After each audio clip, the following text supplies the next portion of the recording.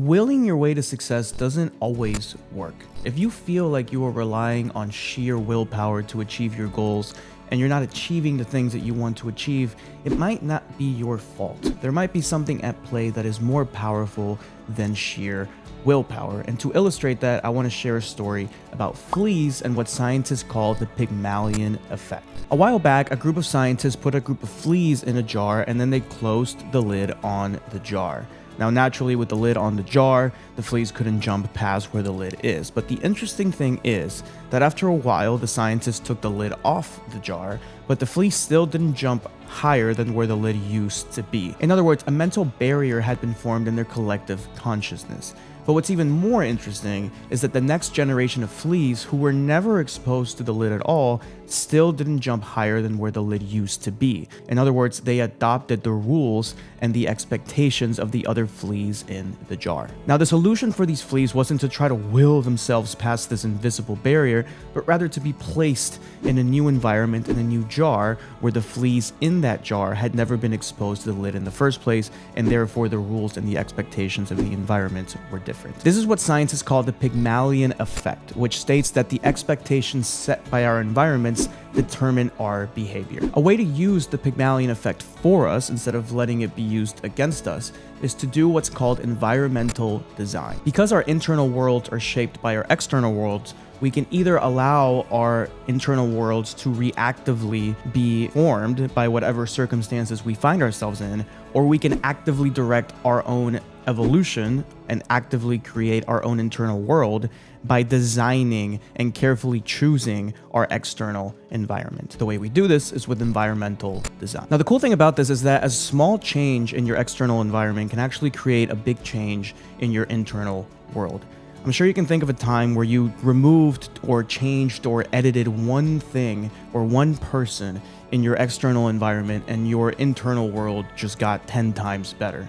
And then even cooler is that with that 10 times better internal world, you now have 10 times the power to keep changing and designing your external environment, which creates more internal power, which creates more environmental design, and so on and so forth. This type of environmental design is one of the things that differentiates us from animals, because animals don't really have a choice but to be reactively influenced by whatever environment that they find themselves in.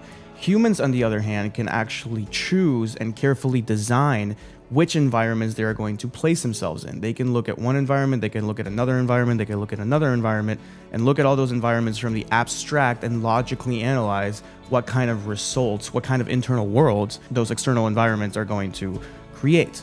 Animals don't have the ability to do that. They kind of just reactively evolve based on whatever environment, whatever circumstances they find themselves in.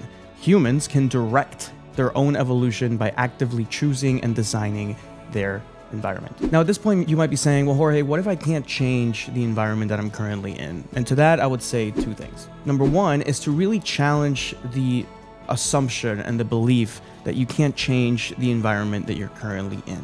Oftentimes, these beliefs are limiting beliefs that aren't actually true. They're like the lid that was on the jar for those fleas. Maybe the lid was there at one point, but maybe the lid is not there anymore, but you still think that the lid is there. So the first thing that I would say is to challenge the belief that you can't change the environment that you find yourself in. The second thing that I would say is that if you really feel like you can't change your physical environment, try changing your digital environment. Smartphones have a bad side and a good side to them. One of the bad things that smartphones have is that they are constantly, everything in that smartphone is constantly trying to push against your willpower. You got Facebook here, YouTube there, Instagram here, your email, etc. The good thing about smartphones, it gives us virtual access to pretty much any environment that we want to place ourselves in. And so if we find ourselves in a negative environment and we feel like we can't really change it, or we can't change it as much as we would like, we can limit our interactions to the negative influences in our physical environment while simultaneously exposing ourselves to positive influences in our digital environment. This can look something like following, positive content, motivational content, inspirational content on your social media apps. It can look like reading good books. I know books aren't necessarily digital, but you're still immersing yourself in the environment of that book. So it's still a different kind of environment. If you're reading something positive, that's going to help. It can look like, following people who post content on things that you like, hobbies that you enjoy. So maybe, you know, if you like to play chess, you can join chess communities or you can watch chess content. There's a whole community out there for that. I know personally there's also another community for jujitsu. Those are both really big. And so if you're exposing yourself to people that are like-minded, to people that reinforce to you the fact that your hobbies are fun and positive and that there's nothing wrong with the things that you enjoy doing, and you see other people enjoy doing them, that can give you a sense of community, which is very, very positive, and that positivity can help combat the negative influences in your environment. Likewise, if you have a lot of negative information constantly being shoved at you from the people in your physical environment, you can expose yourself to people online that are sharing way more positive information. And so that way, you don't get stuck with the lid, you don't get stuck with the limiting beliefs, because you're placing yourself in a new environment where the expectations and the ceilings and the boundaries of what can be done are far greater than what you would think they are if you just stayed in your physical environment. At this day and age, our digital environments are going to affect us whether we like it or not, so we might as well make those digital environments a positive influence rather than a negative influence. If you enjoyed that video, I think you will really enjoy this video I recently made on the #1 mindset shift for personal growth and personal success. And if you like this kind of content and would like to receive more of it, feel free to subscribe to my email newsletter where you get this exact kind of content via email every Monday to start off your week. Link is in the description below. Other than that, I'll see you soon.